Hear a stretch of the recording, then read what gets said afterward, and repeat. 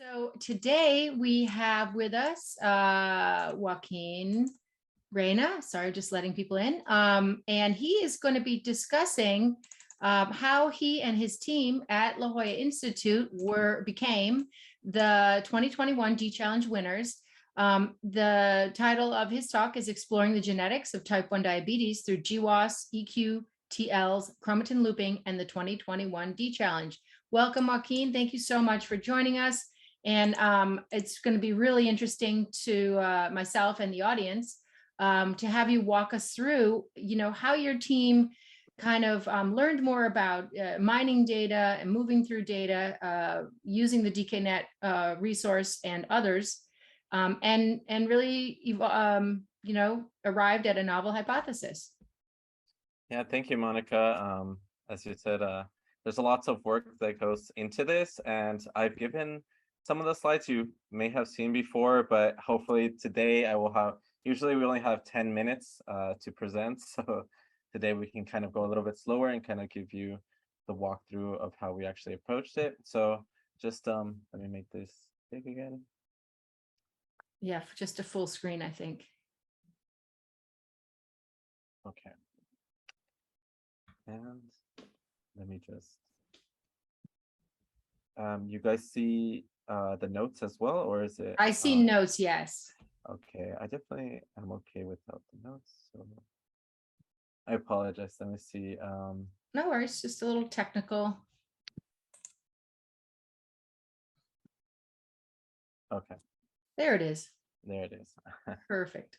All right. So as Monica said, my name is Joaquin Reyna. I work at the La Jolla Institute of Immunology with the iLab over in San Diego, California. I'm also a PhD student at UC San Diego, and I'm glad to be giving you guys today this presentation as part of Ask an Expert.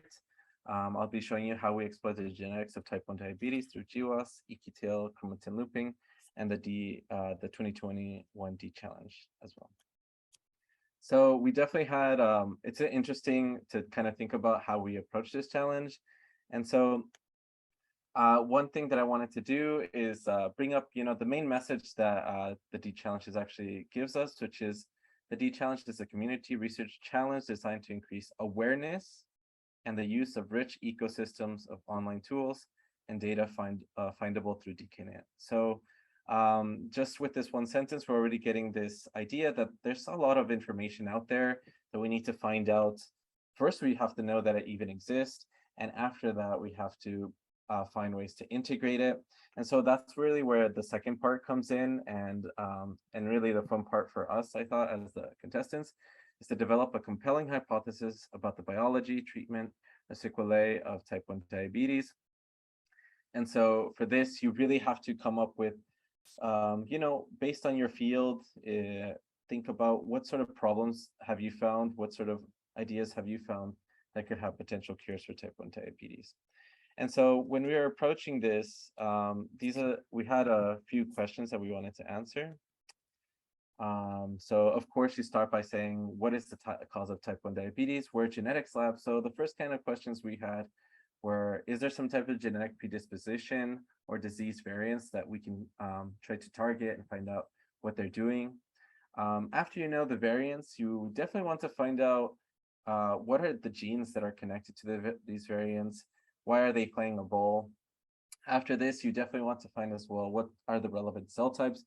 Because some genes are only going to be activated in some cells and not in others. So it's very important to try to get at this question. And in addition, there's also particular disease conditions. Some types of diabetes are actually caused by monogenic reasons, but some are caused by polygenic reasons.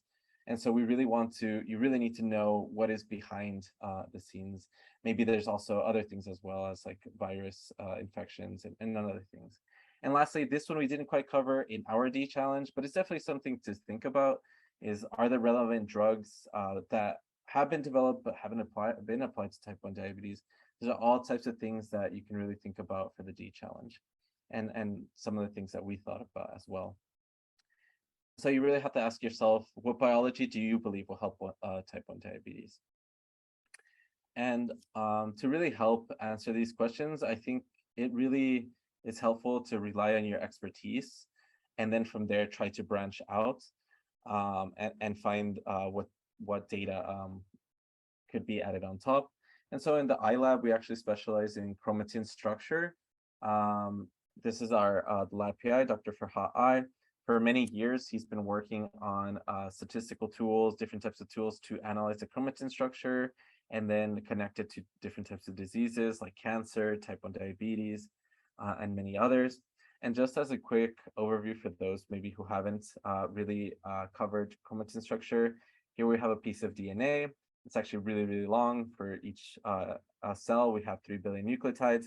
Somehow those have to be organized. Eventually, DNA will be wrapped around nucleosomes. These nucleosomes can be either closed or separate, and they'll form these tighter structures over here until eventually forming a chromosome. And these different levels of chromatin structure can be analyzed to try to understand, is there a connection with disease? And our lab and other labs have found a connection with these different levels to disease. And so we really wanted to see, is there something that is type 1 diabetes being affected by this type of the change in these structures? And so one thing that we thought about as we were approaching this question from the genetics point of view is, we said, what kind of cell types are relevant? Well, if you think about type 1 diabetes, beta cells are being destroyed, or at the same time, you could think there's some kind of genetic predisposition that kind of will influence beta cells and cause them to kind of to maybe not as function as efficiently as needed. In addition, it could be that the immune system is actually targeting these beta cells through autoimmune type of signaling. And because we are at the La Jolla Institute of Immunology, and as I said earlier, sometimes we kind of want to try to focus on our strengths. We really wanted to focus on the latter case. And so our main goal was to find genetic variation and gene expression changes, which are strongly associated with type 1D in immune cells. And so I think I really wanted to make these slides because this is the timeline that we had for the 2021 DChallenge. And I'm not sure, is it still 2 months or is it 3 months for the? Yeah, teams have to register by September 1. The kickoff is September 8th. There's a series of boot camps that go September through end of October. Mm-hmm. And then the final submission is going to be on November 30th, and then we have like early December judging. The finalists, the 4 finalists, will have an audience with the JDRF T1D Fund to sort of pitch their process. Mm-hmm. And get feedback from the T1D Fund, and then they present to judges, and then we then they gain the awards. The final live pitches will be December 13th, and the award ceremony on December 15th. Okay. So it's kind of like a September to December situation. Oh, okay. So about the same, like 2 months that we had then, you would say, except with the boot camp. Yeah. And we're inviting, we also have a novice track this year. So those, those in clinical rotations, MDs, everyone is really invited to try to go through the boot camps, learn more, and, participate. Yeah. So I really hope like this is for the 2021 contest timeline, but I think hopefully it still helps people to kind of get an idea of kind of the speed of things. Yeah, it's great. So we had 2 months from October to December. We started working on RNA-seq data that we.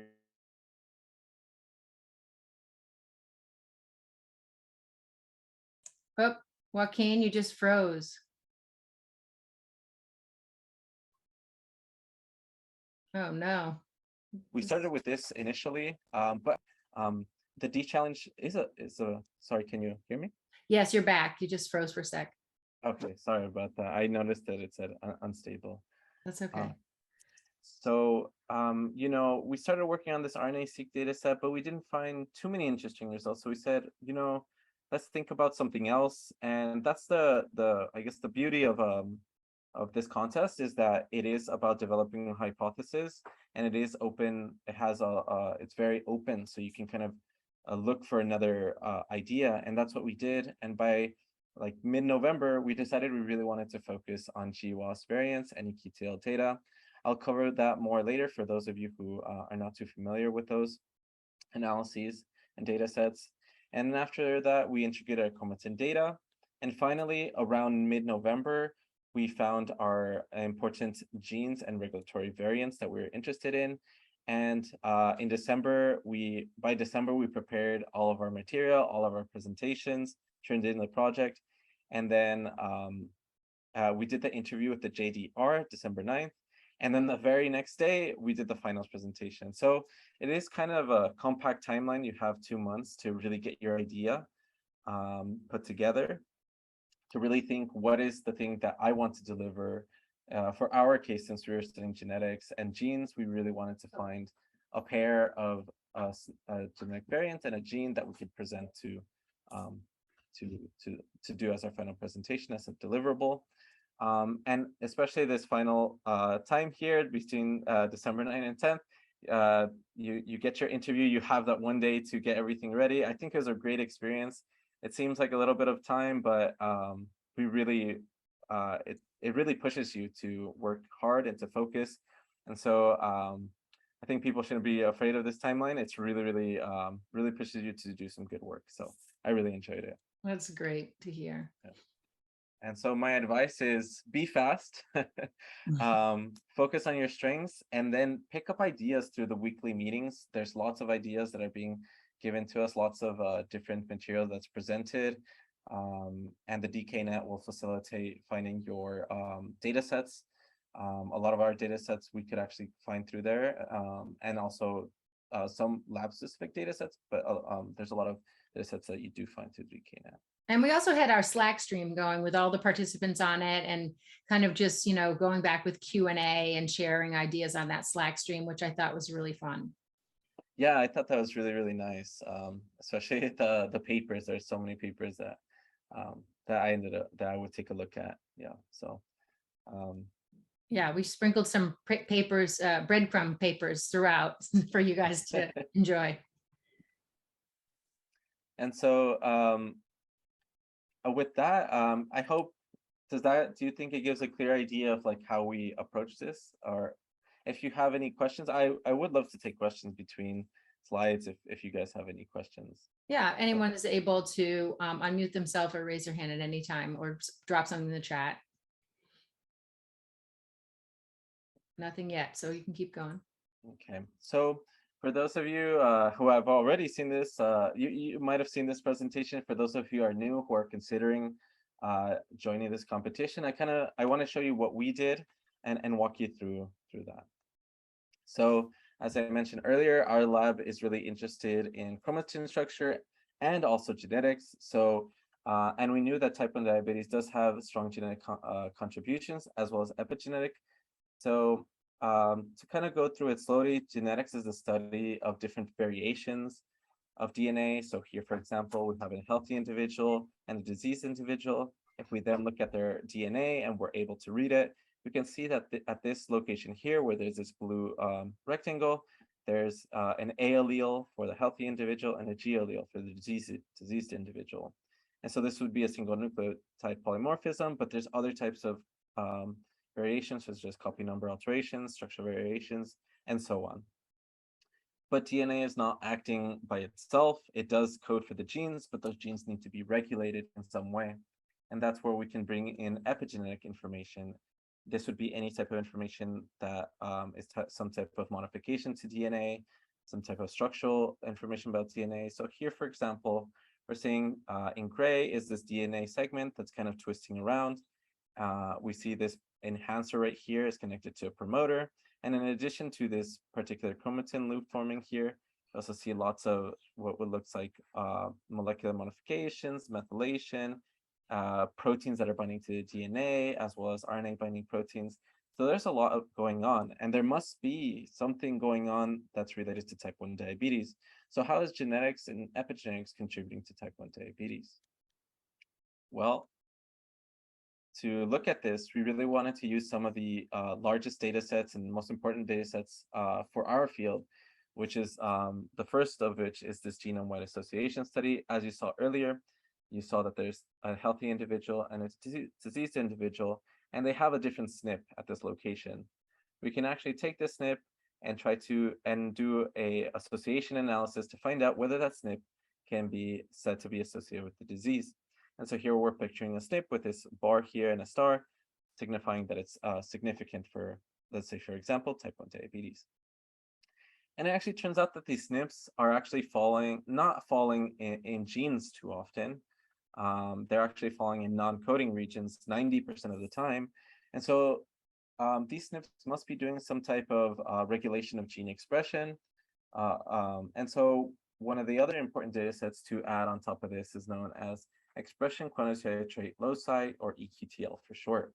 And so this, the analysis for this is very, very similar. You're looking at a SNP, you're seeing how present it is in an individual. If an individual has, for example, this GG, maybe the downstream gene expression is low.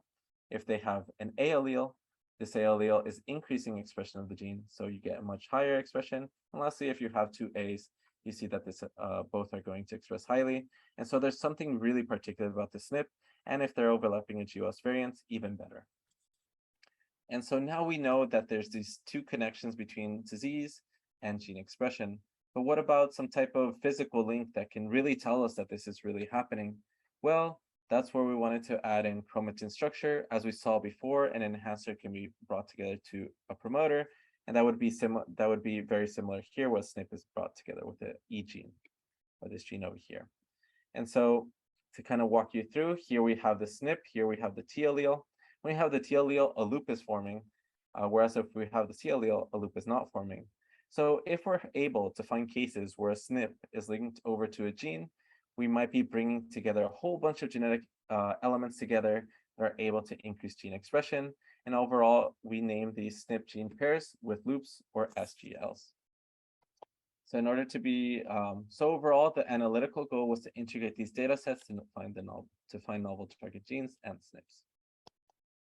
And so to be able to do this, we have to kind of go through and find important data sets. We were able to find this GWAS catalog, which is very, very nice. It's able to, they standardize a whole bunch of genetic association data. And so we found this very large data set from Chu et al. In 2021, which includes 18,000 or about 19,000 type 1 diabetes patients. This is a very powerful data set. And this GWAS catalog, you can actually find it through the DKNet. We also looked for immune cell eQTL data, where we found this research paper. And they actually use two different databases that have immune cells. The first has monocytes, neutrophils, and T cells, and the second database is called DICE. It includes lots of T cells and other immune cells. And lastly, we wanted to include that chromatin looping information. For the longest time, people have been using Hi-C, but these methods have been developing more and more. And recently, this method called HCK Hi-Chip has been made, where we can actually find interactions between two regions that are really, really active. So that's really powerful if we're able to find SGLs with this integrated data set. And so how do we actually integrate these data sets? There's lots of ways of going about it. The way that we came up with is to actually use a co-localization analysis between GWAS and immune cell eQTLs. Again, what we're trying to find is a SNP connected to a gene, and we're able to prove that there's a high probability that the SNP is associated with type 1 diabetes and with expression of a downstream gene at the same exact time. And so this co-localization analysis gives us this information. If we then intersect with Hi-Chip data, we're able to form these SGLs. And as you might imagine, we were able to find a whole list of SNP gene pairs. And we started by kind of, okay, let's focus on the genes that we think are important. We found lots of genes that were previously studied in literature, but you know, as something to bring forward to the DChallenge, we're really asking for a hypothesis, something new that could be targetable and could be researched. So we were really interested in studying this long non-coding RNA. It's called AP003774.1. It's expressed, these are different immune cell types.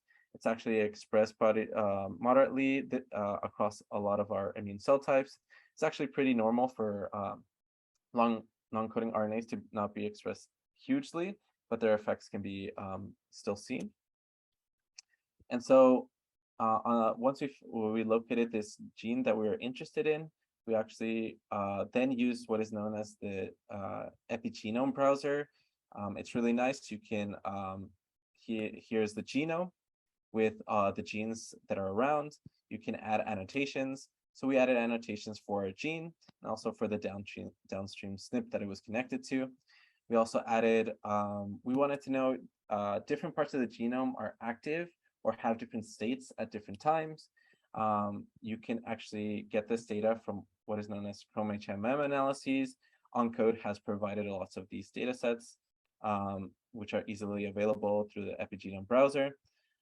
And so we were able to find these types of data sets for natural killer cells, classical monocytes, and naive B cells. So interestingly, for this gene, we found that it sat right in this region where there's some marker transcription for active transcription in green. And if we look downstream, we could find our SNP. And it turns out that this pair is actually located within this loop of 3 different cells. So this is very interesting. And again, could suggest that there's some sort of like bringing together of genetic elements to increase expression of this long non-coding RNA. And on top of that, if we now we first started by digging into the gene. Well, now let's start digging into the SNP. Well, if we look at the SNP, we kind of look down at the Chroma annotations. We see that it's actually coming up with lots of transcription sites, transcription site signals, as well as being close to enhancer type signals. So this is very promising for us. And so we went and dug a little bit deeper. And what we could find is this database of transcription factor binding sites. And we found that this SNP is actually hitting 2 different transcription factor binding sites for zinc finger 3.1 and SOX12. And if we look at exactly what nucleotide is being hit by this mutation, normally you would have a C allele, but with this SNP, you'll have a T. And so you can see here, the SNP, the higher this letter, the more conserved. And so if you were to change this C, you would have a drastic effect on the binding of the transcription factor, which would then go affect transcription of the long non-coding RNA. And similar story for SOX12 with an even higher conservation of the C nucleotide. So with that, we really honed in on this long non-coding RNA and presented it for our DChallenge presentation. And so for those of you who are wondering, like, what did we get from participating in the DChallenge? I think it was a really fun experience, first off, and then from that, being able to use DKNet and trying to find all the T1D related resources is really, really great, because there are a lot of resources that are scattered across the internet, and this is a great way to pull them all together. We really were able to kind of appreciate the complexity of type 1 diabetes, to study it through these different immune cells. And we really had the chance to find these new integrative methods to be able to use for type 1 diabetes and other diseases as well. And so I think we really benefited from participating in the DChallenge. And we, on top of participating in the DChallenge, we actually, for those of you who are kind of on the ropes, you really do push really hard. You push your projects really hard and get them to a really nice stage that you want to continue them. That's exactly what we did. And so we went on to expand our data sets, our prioritization strategies, to go on to find out target genes. So here's a brief overview to just show you of what's possible even after the DChallenge. So again, we went back to the GWAS catalog. They have not just this first GWAS dataset that we used, but 3 others. There's a few others, but these are the ones that have summary statistics. So we're able to include these. We also found these immune cell eQTLs, which initially we had only found data for this DICE and blueprints, but now there's many more that we're including. And lastly, we still have the same H3K27 acceleration height chain. So with this, I showed you first of all that we use this GWAS eQTL colocalization with an intersect for loops, which is a really nice method. But we thought, we also want to find additional target genes that might be missed by this method. So we ended up looking into using what is known as fine mapping, where you can take your GWAS summary statistics, assign a probability that a SNP is causal, and then use that probability to kind of filter what SNPs you want to focus on. And then we would intersect with loops. And finally, we use this third way, which again, I want to emphasize, like in our lab, we focus on chromatin structure. And so eQTLs is actually an idea that we developed here in the lab, where you're able to use chromatin interactions to kind of prioritize eQTLs, and then we intersect them with GWAS SNPs. And then again, we're able to find important SNP gene targets. And this is very important because studies have shown that not one single method is not enough to capture everything that could happen. And so with that, here's a small overview of what we've done. So initially, we had only found about 11 target genes with this co-localization and loops. But by adding these two other methods, we've been able to add a lot more genes. What's interesting is that you find that these genes are not actually overlapping with one another, which to us really means that you definitely have to use these different methods to find things that are missing between one or the other. If we then take a union of these genes and then look for only protein coding, we find 109 of them. We wanted to kind of find out, are these genes highly studied or understudied? And so for that, we created this consensus gene set from these different databases and papers. We found 497 genes that have been associated at some point with type 1 diabetes. And if we intersect these two, what we'll find are those that are intersected between these two, we would call highly studied, and the remainder would be called understudied. So you guys kind of identified a white space there, a place. Exactly. Yeah, a place for inquiry. Yeah. I thought this. There's lots of databases that try to connect. You read a lot of papers where they say this gene is the cause, that gene is the cause, that gene is the cause. But it's really important to try to find, a consensus gene set that you can use. So I think this is really interesting, and I really hope that some of these genes come up and are studied in the future.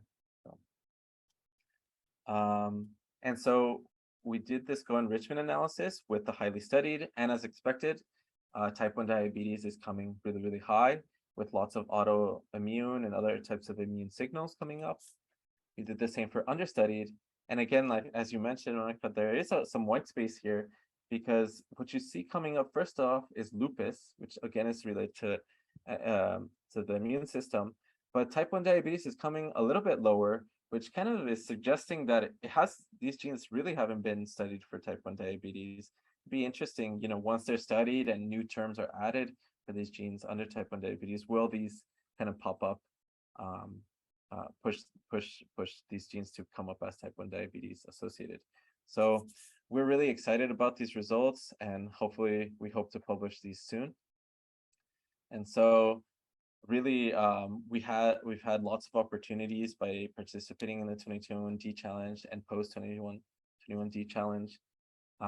And so I don't want to go through every point. There's a lot of words, but I just want to emphasize I'm a PhD student, and I actually this has really helped me with my thesis, and so it was time well spent.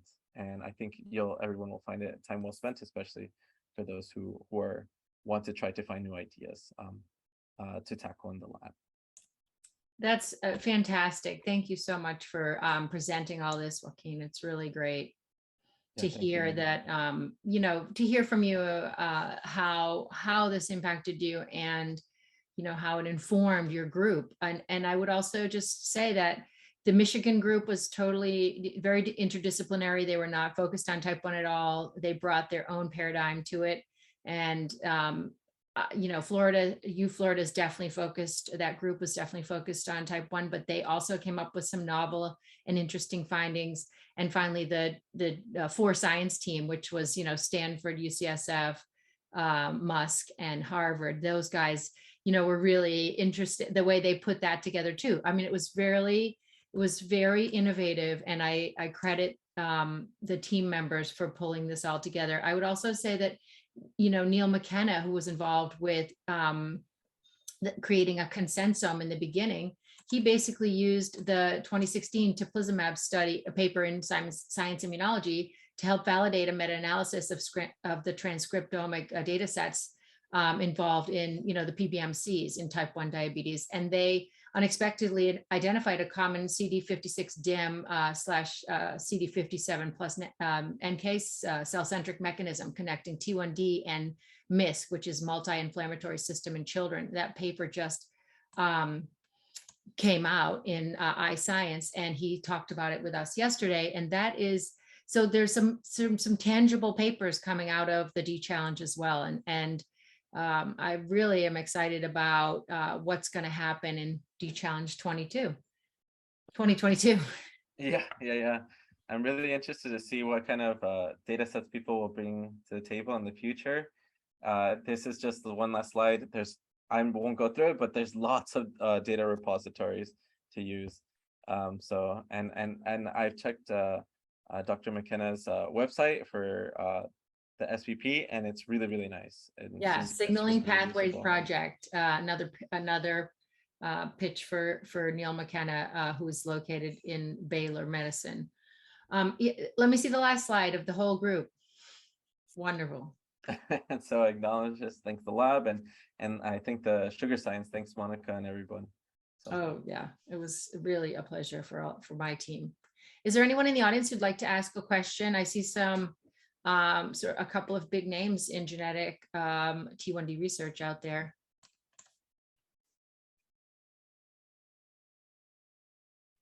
Anybody at all? Okay. Nope. All right. And thank you again, Joaquin. This was great. Really enjoyed it. And we will share this with everyone else in our audience. We are now reaching an audience of 30,000. So we're happy about that. Wow. And we hope to encourage, and your presentation, I'm sure, will encourage others to try it. You have nothing to lose. So yeah, thanks, Monica. It's always a pleasure to help you guys with anything. So.